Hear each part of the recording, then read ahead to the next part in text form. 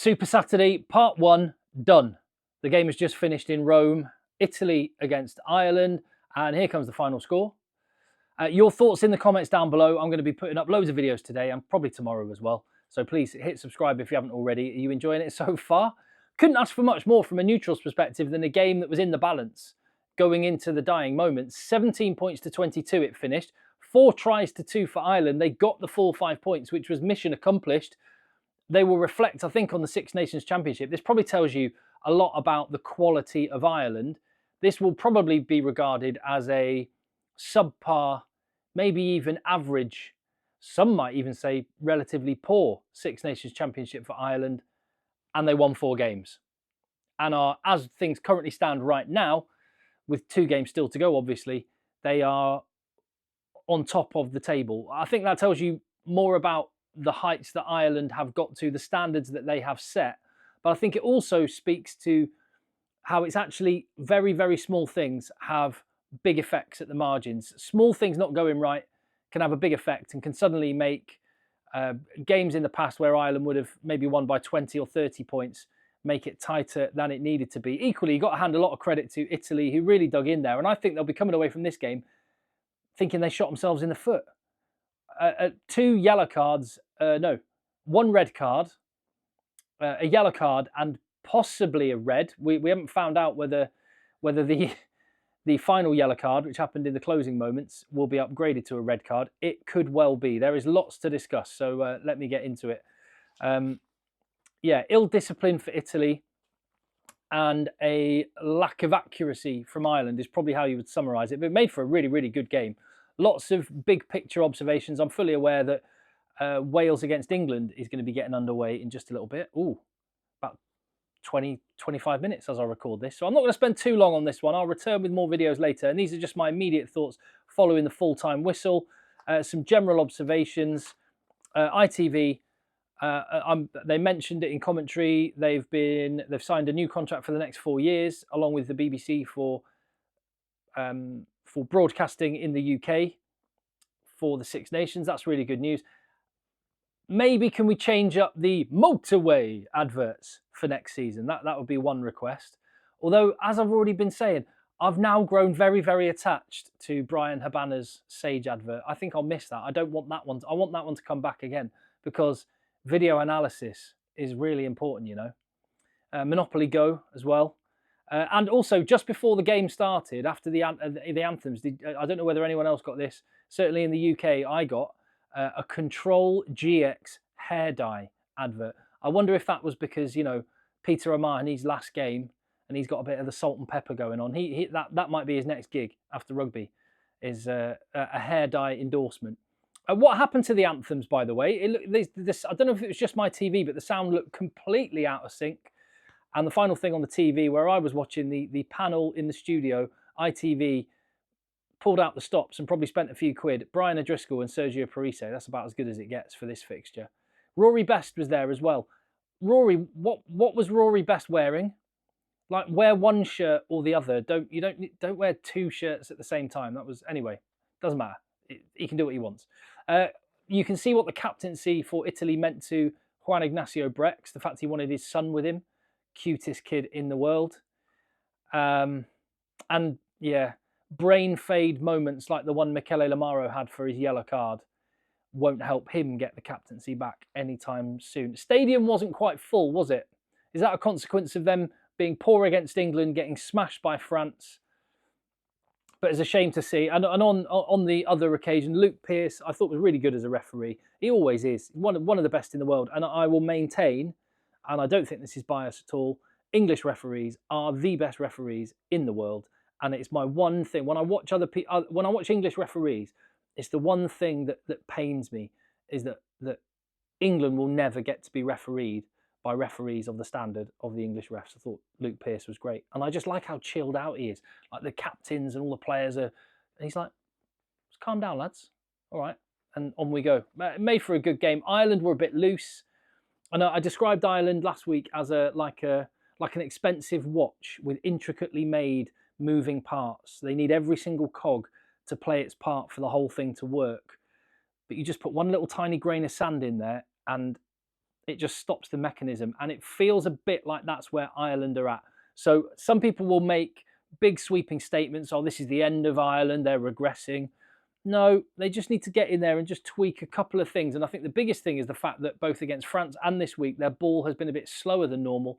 I don't know whether there's something that the opposition have worked out in order to slow it down, but Jamison Gibson-Park looks like a completely different player with slow ball to fast ball. Suddenly, he doesn't have the immediate options right there in the wave of attack, and he's trying to force things by and ends up passing the ball into touch, which I tell you what, that is one big reminder.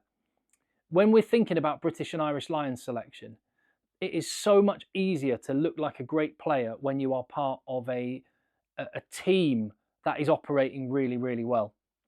And it just emphasised to me, it's really important to try and judge players with that as the context. There's a lot of players that play for Wales or playing for Ireland or England or whatever, that you could take them out of their team and put them in another team, better or worse, and they would suddenly look immediately much better or much worse. And I'm sure Andy Farrell he'll be able to read through all of that and see that. Just on Andy Farrell's in charge of the Lions, Simon Easterby in charge of Ireland, and he was like a man on the edge. They kept cutting to shots of him, just slapping the forehead. He couldn't quite believe what he was seeing. And there were really experienced players for Ireland making really, really poor decisions. Gary Ringrose offside that gave Italy 3 points.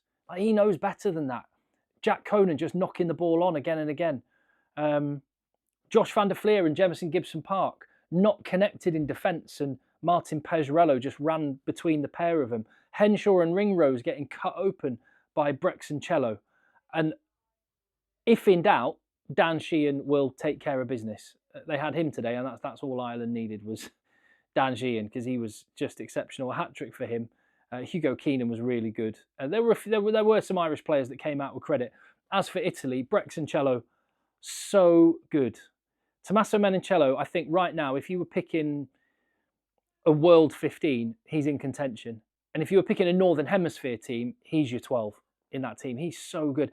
And that try for Italy that they scored to go ahead, absolutely amazing. Ioane, it's like Menoncello, that was off script. He had to improvise. The pass to him wasn't great, and he just managed to beat one defender, tie in 2 more, offload to Garbisi, lovely nudge through, Ioane score.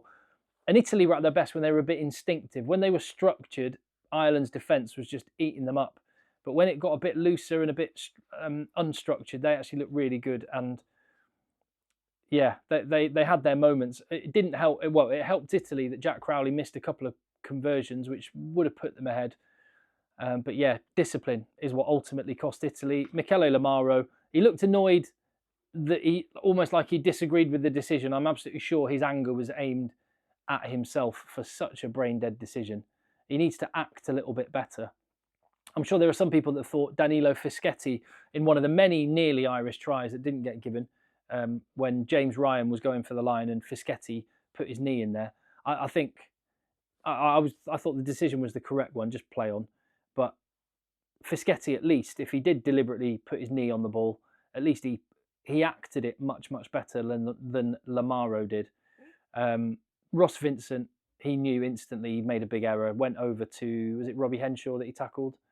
And just said sorry. He knew the yellow card was going to get upgraded to a red. And then, yeah, Nicotera with that head contact in the ruck. It's quite fitting that Peter O'Mahony's last act in an international rugby game was getting like clobbered in a ruck, at the bottom of a ruck. I think he'd have quite enjoyed that. Injuries for Italy didn't help as well. Dino Lamb went off, Lorenzo Canoni, Seb Negri, Martin Pazzarello, all sort of disrupted maybe the flow that Gonzalo Casado wanted to bring his bench on in. Just on the Dino Lamb one, and I've already mentioned Nicotera with the clear out, head contact on, I think it was on Omani, and that was yellow. Dino Lamb's injury. Finlay Bealham off his feet with the clear out again, no arms.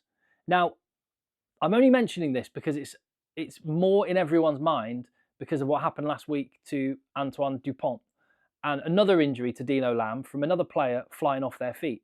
I'm not suggesting this is anything that Ireland exclusively do. It's just coincidence that it's 2 injuries in 2 games. But they're applying, again, to emphasise the point, this is how rucks have been allowed to get to. I'm not saying that any team is particularly dirty or any player. This is every game, every ruck. But does something need to be addressed with this one? Because, and the other element, I think Nicotera's clear out was a yellow, probably will get upgraded to a red. But the only reason that one, the Nicotera one, is possibly a red card, and Finlay Beelham's was play on, oh well, Dino Lamb, you've just been injured, is because there wasn't head contact. Is that the only metric of whether a clear out is okay or not, is whether there's head contact? And if so, that feels like we've turned the dial on the head contact up too far. Because I just ask Antoine Dupont, his knee is as important as someone's head to his ability to play rugby. And I just wonder if we need to recalibrate that slightly and actually start getting a bit tougher on any player that just dives in like a torpedo into a ruck using no arms, even if they don't hit their head. Because it feels a bit weird that we're at the point now where we're saying, well, if you don't hit someone's head, fly in off your feet, no worries. But if you hit someone's head, fly in off your feet, red card. That doesn't quite feel right. But like I say, that's not me questioning the decision on Nicotera, because that's absolutely fine. As for the first half overall, Ireland, a little bit loose. There was like Doris running into the back of Tyg Byrne to give away an offside penalty as well.